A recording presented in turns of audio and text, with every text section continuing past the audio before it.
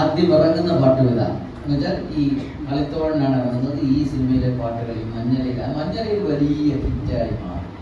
അതോടുകൂടി ജയചന്ദ്രൻ എന്ന് പറയുന്ന ഒരു വലിയ പാട്ടുകാരൻ യേശുദാസിന് പിന്നാലെ മലയാളത്തിലേക്ക് വരികയാണ്.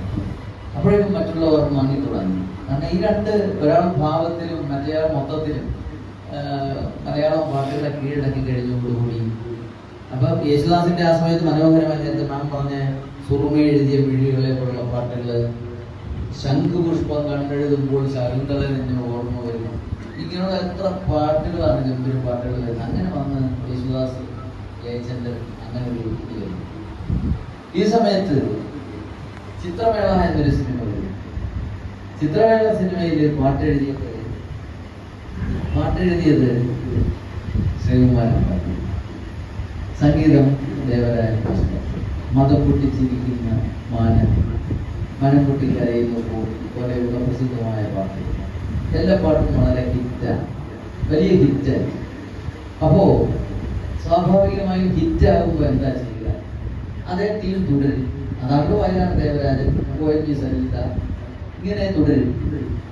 ഇത് ഹിറ്റായ ശേഷം ആദ്യമായി സൂപ്പർ ഹിറ്റ് പാട്ടുകളൊക്കെ വളരെ ഹിറ്റായി കഴിഞ്ഞപ്പോൾ ദേവരാജ മാസ്റ്റർ ശ്രീകുമാരൻ തമ്പിയെ കടവ് പറഞ്ഞു, തമ്പി പാട്ടൊക്കെ വളരെ ഹിറ്റാണ്, ഗംഭീരം, പക്ഷേ ഇനി നമ്മൾ രണ്ടുപേരുടെ വർക്ക് ചെയ്യില്ല, ഇനി തമ്പിയുമായി ഞാൻ വർക്ക് ചെയ്യില്ല.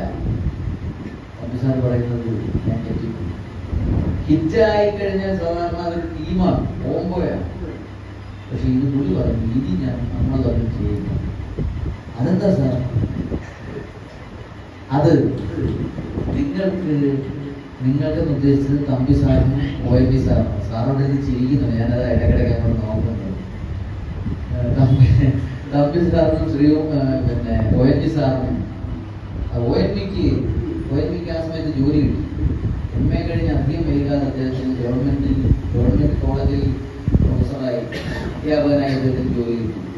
ശ്രീകുമാരൻ തമ്പി സാറ് സിവിൽ എഞ്ചിനീയറാണ്. വലിയ കൺസ്ട്രക്ഷൻ കമ്പനി തമ്പീസ് കൺസ്ട്രക്ഷൻസ് മദ്രാസിൽ നടത്തുന്നുണ്ട്. ഭാസ്കരൻ മാസ്റ്ററുടെയും മറ്റും കൺസ്ട്രക്ഷൻ വീട് വെച്ചത് തമ്പി സാറിന്റെ കൺസ്ട്രക്ഷൻ, വലിയ കൺസ്ട്രക്ഷൻ അദ്ദേഹമാണ് നടത്തുന്നത്. അപ്പൊ അങ്ങനെ രണ്ടുപേർക്കും വരുമാനമുണ്ട്. കുട്ടന് മാത്രം ഒരു വരുമാനമില്ല. വയലാറാണോ? അതുകൊണ്ട് നമ്മൾ തമ്മിൽ ഈ പ്രവർത്തിക്കത്തില്ല. വളരെ വയലാറുമായാണ് കുട്ടനുമായി ഞാൻ പ്രവർത്തിച്ചു. അന്നത്തെ മലയാള ചലച്ചിത്ര സംഗീതത്തിന്റെ ചരിത്രത്തിലെ രാജാവാണ് ദേവരാജ. അദ്ദേഹത്തോട് വേണമെങ്കിൽ ആർക്കും ഒന്നും ചെയ്യാൻ കഴിയും. പക്ഷെ തമ്പി സാറ് 28 വയസ്സ് മറ്റേ ഉള്ളൂ. ആ ആവേശത്തളരെ സാറ് പറഞ്ഞു, എനിക്ക് എൻ്റെ വരികളെ, എൻ്റെ കവിതകളെ എനിക്ക് വിശ്വാസമുണ്ട്, ആത്മവിശ്വാസം, എൻ്റെ വരികളിൽ എനിക്ക് ആത്മവിശ്വാസമുണ്ട്. അതുകൊണ്ട് മാസ്റ്ററുടെ ഹാർമോണിസ്റ്റിനെ കൊണ്ടായാലും എനിക്ക് സംഗീതം ചെയ്യിപ്പിക്കാറില്ല. മാസ്റ്ററുടെ ഹാർമോണിസ്റ്റ് സംഗീതം ചെയ്താലും എൻ്റെ പാട്ടുകൾ ഹിറ്റാകും. മാസ്റ്റർ പറഞ്ഞു. ശരി. അന്ന് മുതൽ അദ്ദേഹം പുതിയൊരു സംഗീത സംവിധായകനെ തേടുകയാണ്. അങ്ങനെ തേടി നടന്നപ്പോൾ മനോഹരമായ ഒരു പാട്ട് കേൾക്കുന്നു. മാനത്തിൻ മുറ്റത്ത് മഴവില്ലാലഴകെട്ടും മധുമാസ സന്ധ്യകളേ. ആരാ പറഞ്ഞു?